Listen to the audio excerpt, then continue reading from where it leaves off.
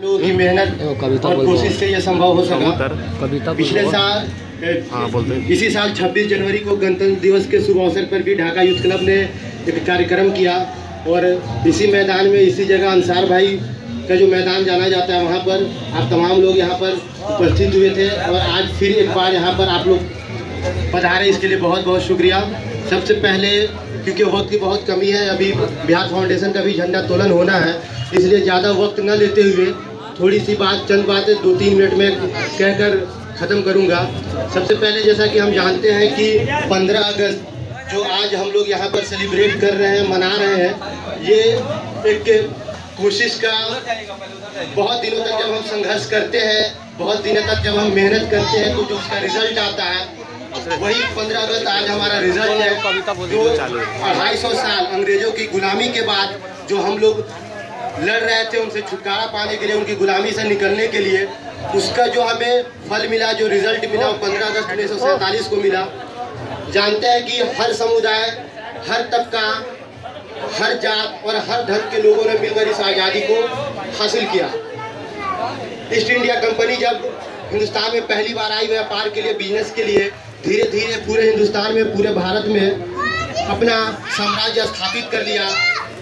उसके बाद हुआ क्या, हमारे साथ इस्तेसाल हुआ, हमारे एक्सप्लॉयटेशन हुआ, हमारे साथ शोषण हुआ।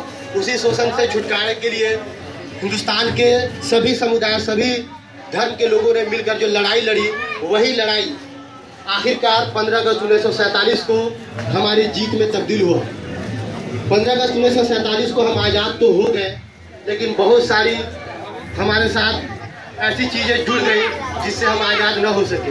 जिसमें एक चीज़ हम कह सकते हैं कि 14 अगस्त 1947 का जो बंटवारा था हिंदुस्तान पाकिस्तान का, वो हमारे लिए एक कलंक है, एक धब्बा है हमारे इतिहास पे, हमारे पीछे वाले गौरव पे। लेकिन वो हमारी एक समस्या है जिससे हम अब छुटकारा नहीं पा सकते। उन सारे चीज़ों को भूलकर आज हमें आगे बढ़ना होगा। जाति समुदाय का जो आज के दिन में झगड़ा है, ये हमारे लिए भी एक बड़ा कलंक है। ये हमारी आज़ादी को कहीं से भी जस्टिफाई नहीं, कहीं से भी न्याय संगत नहीं लगता कि हम हिंदू, मुसलमान और सिख, ईसाई आपस में बंटकर इस हिंदुस्तान को बांटने की कोशिश कर रहे हैं। हमें सोचना होगा 15 अगस्त 1947 की स्थिति के नीचे हमें अहद लेना होगा, हमें प्रतिज्ञा करना होगा कि हम कल से नहीं बल्कि आज से, अभी से किसी जात, किसी धर्म और किसी समुदाय में न बंटकर हिंदुस्तान की तरक्की के लिए हम लोग मेहनत करेंगे, कोशिश करेंगे। ये तरक्की तभी संभव होगी, तभी हम उस तरक्की को छू पाएंगे जब हम तालीम के क्षेत्र में आगे बढ़ेंगे।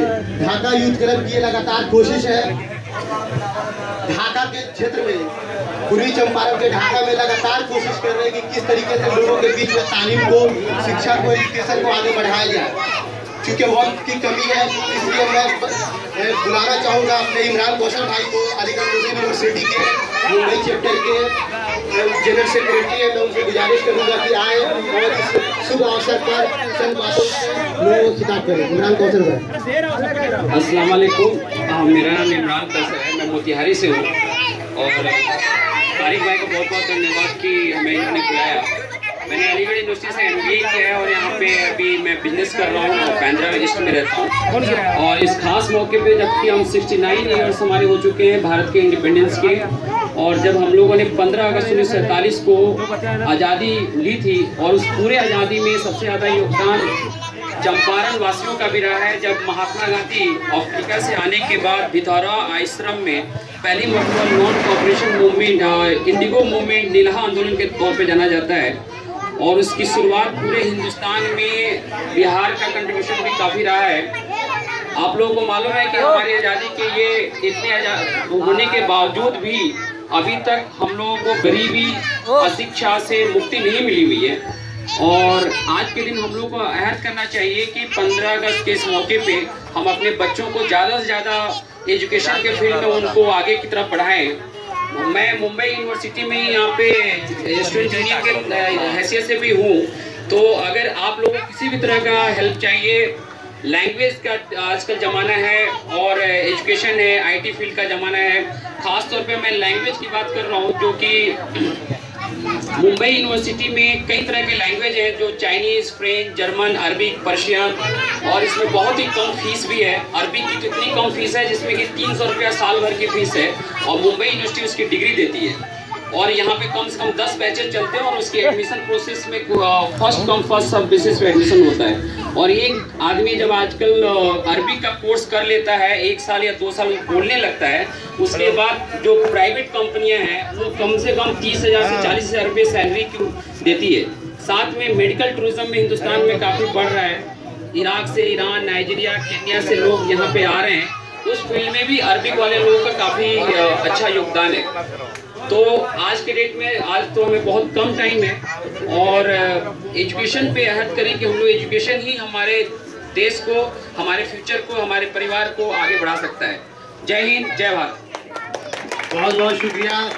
धारावी के तमाम लोगों का मैं बहुत ही शुक्रगुजार हूँ कि इस मौके को आप लोगों ने एक खास बना दिया। और अगला जो कार्यक्रम होगा वो बिहार फाउंडेशन में झंडोत्तोलन का हो रहा है, इसलिए हम लोग इस कार्यक्रम को यहीं समाप्त करेंगे और चाहेंगे कि आप जितने लोग हैं वो जलेबी और मिठाई जो कुछ भी है आप लोग अपने हिस्से का लेते जाएं।